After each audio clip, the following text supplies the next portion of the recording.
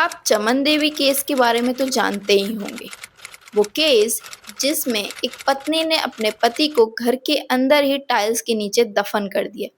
सुनने में थोड़ा अजीब है ना, लेकिन सच है।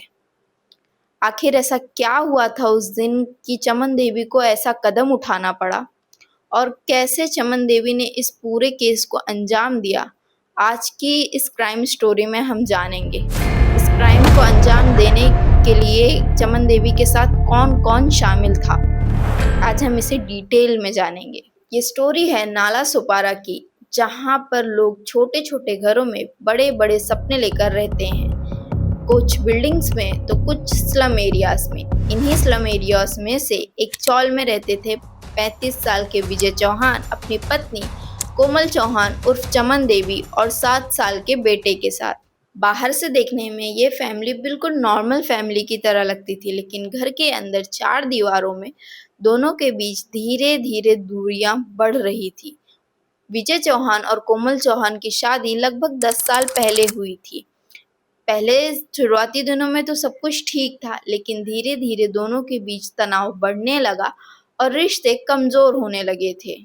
झगड़े अब आम बात बन चुकी थी। साल 2025 की शुरुआत में कोमल की जिंदगी में एक नया इंसान आता है। वो इंसान था 20 साल का मोनू शर्मा, जो उन्हीं के इलाके में रहता था। दोनों ने धीरे धीरे बातचीत करना शुरू किया। बातचीत के दौरान उनके बीच नजदीकियां बहुत बढ़ने लगी थी। मोनू उम्र में भले ही छोटा था, लेकिन स्टडीज में उसका दिमाग बहुत तेज था। बीएससी आईटी का वो स्टूडेंट था और अपने कॉलेज में काफ़ी अच्छे नंबर लेकर आता था। लेकिन उसकी पढ़ाई उसके बिहेवियर से बिल्कुल अलग थी। वो जितना अच्छा पढ़ता था, उससे कहीं ज़्यादा दिमाग उसका अलग चीज़ों में भी चला करता था। कई बार इंसान की पढ़ाई उसकी सोच नहीं बताती है। ऐसी ही कुछ बात थी। विजय जब काम के लिए सुबह बाहर जाया करते थे, तो मोनू चुपके से कोमल को मिलने के लिए उनके घर में आया करता था। दोनों के बीच में बातचीतें बढ़ती गई। अब ये सिर्फ एक अट्रैक्शन नहीं रह गया था, दोनों को एक दूसरे से प्यार हो गया था। दोनों का रिश्ता इतना आगे बढ़ गया था कि लोगों को भी इसके बारे में पता चलना शुरू हो गया था, क्योंकि कई रिश्ते कभी कभी छुपाने से नहीं छुपते हैं।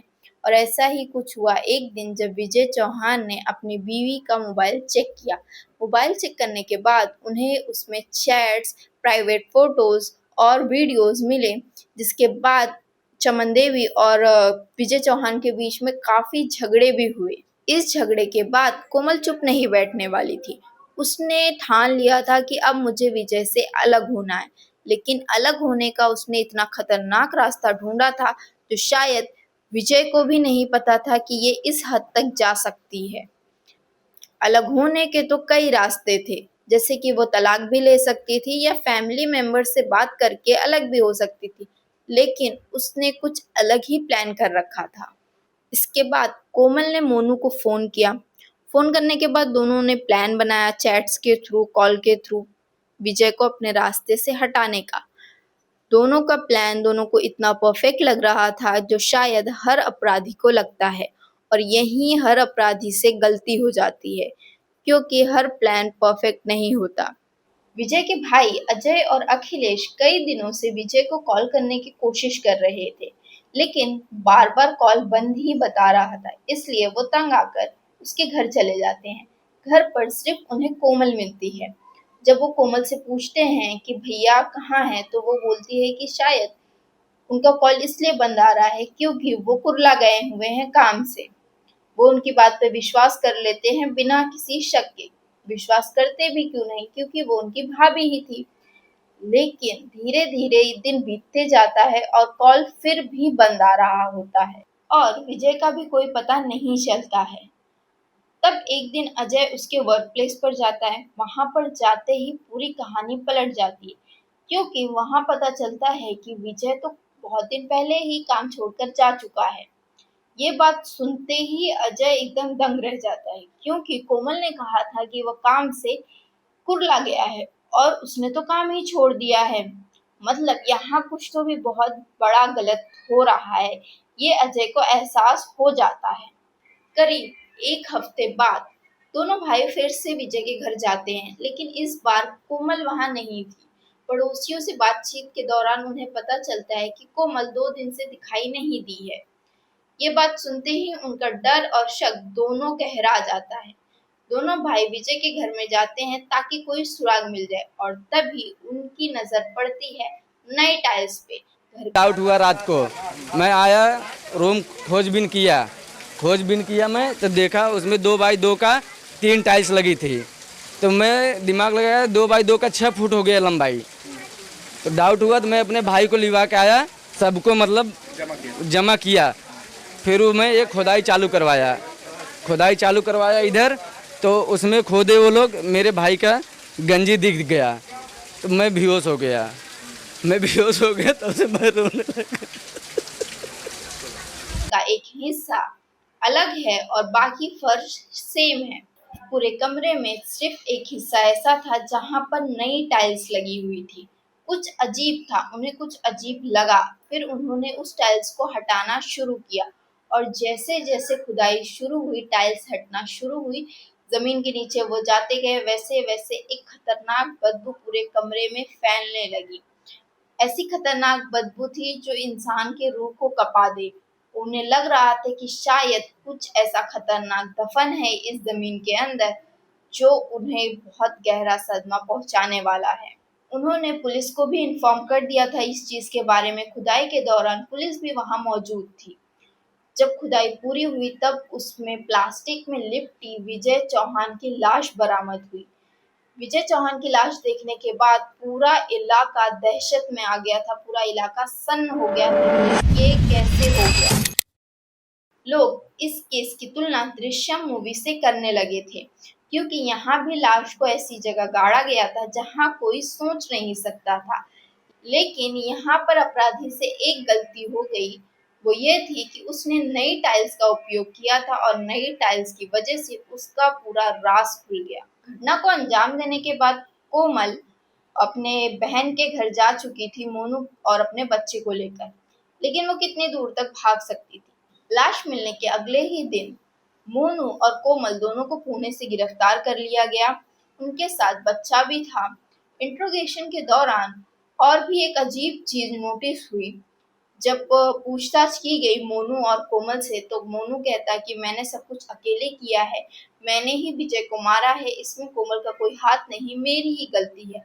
लेकिन जब कोमल से पूछताछ करते तो वो कहती नहीं, मोनू का कोई हाथ नहीं है, मैंने ही सब कुछ किया है, मैंने ही इस घटना को अंजाम दिया है।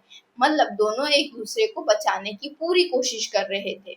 लेकिन पुलिस को दोनों की ही कहानी अधूरी लग रही थी। जांचकर्ताओं के अनुसार विजय दोनों से ही शारीरिक रूप से ज्यादा मजबूत था। तो आशंका ये जताई जा रही है कि पहले कोमल ने खाने में स्लीपिंग पिल्स दी होगी, उसके बाद उन्होंने उसका मर्डर करके उसे घर के अंदर दफन किया होगा। वेट, इस कहानी का सबसे दर्दनाक हिस्सा अभी बाकी है, क्योंकि लाश को दफनाने के बाद कोमल ने अपने देवर अजय को कॉल किया और घर पर बुलाया। उसे बताया कि घर में टाइल्स लगानी है। चूंकि अजय मजदूरी का काम करता था तो वो मदद के लिए तुरंत घर पर आ गया।